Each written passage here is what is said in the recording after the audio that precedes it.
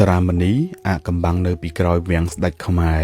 ជាសៀវភៅដំបូងបំផុតដែលខ្ញុំអានហើយមានអារម្មណ៍ថាខ្ពើមរអើម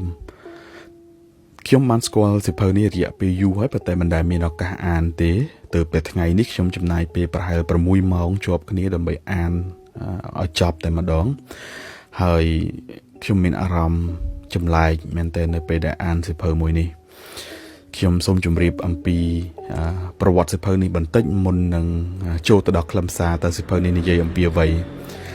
សៀវភៅសារមណីនិពន្ធដោយលោក Roland Theodor Emil Meyer ដែលជាជនជាតិបារាំងម្នាក់ទទួលខុសត្រូវផ្នែកជាចាងវាងវិចិត្រសិល្បៈប្រចាំប្រទេសកម្ពុជានៅក្នុងកំឡុងអាណានិគមបារាំងលោកជាមនុស្សដែលចេញចូលក្នុងវាំងញឹកញាប់រហូតអាចបានដឹងអំពីរឿងរ៉ាវការរស់នៅជីវភាពរបស់អ្នករស់នៅក្នុងវាំងបែបណាបានស្គាល់មនុស្សនៅក្នុងវាំងជាច្រើនហើយបានរៀបចំសៀវភៅនេះស្រង់តាមរឿងផ្អែកលើរឿងពិតរបស់ភរិយារបស់លោកគឺសារមណីតែម្ដងក៏ប៉ុន្តែគេជឿថា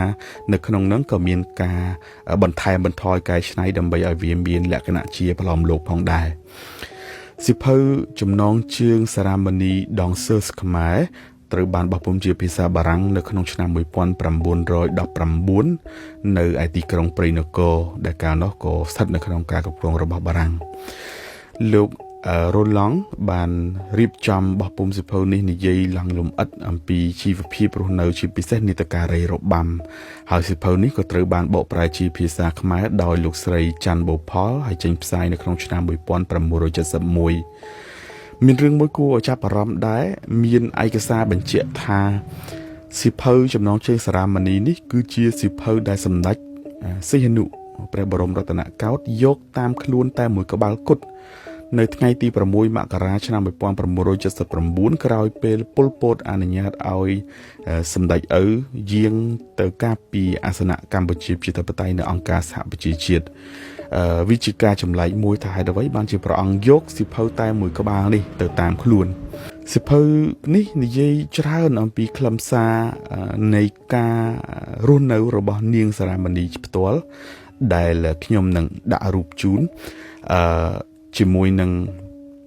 ការធំធាត់ឡើងនៅក្នុងគ្រួសារសាមញ្ញមួយរួចបានចូលទៅបម្រើលួងគឺបម្រើស្ដេច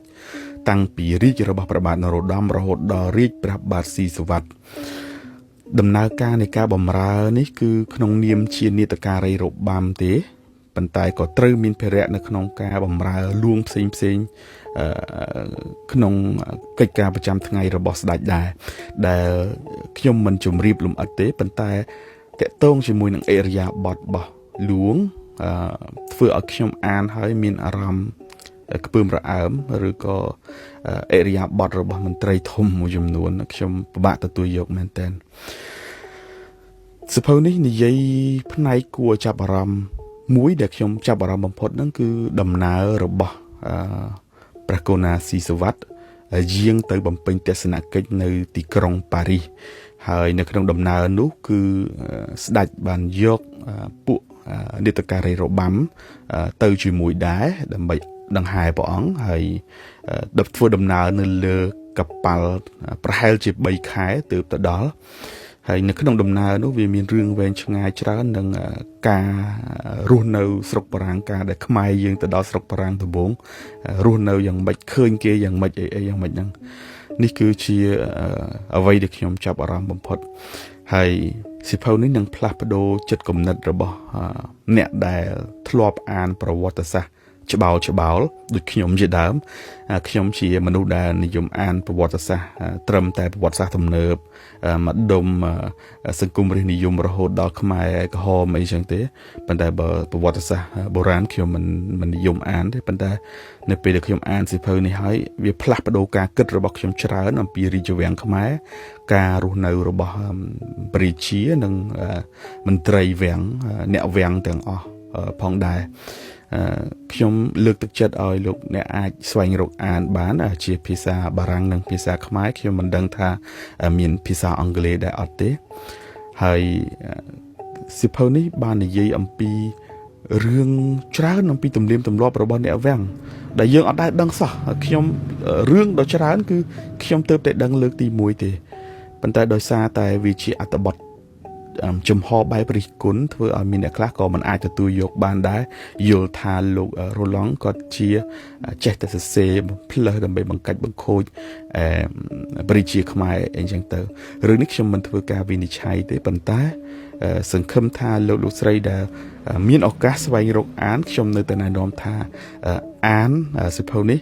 នឹងផ្លាស់ប្ដូរផ្នត់គំនិតរបស់យើងបានច្រើនទាក់ទងជាមួយនឹងប្រវត្តិសាស្ត្រខ្មែរអរគុណយើងនឹងជួបគ្នានៅវីដេអូក្រោយទៀត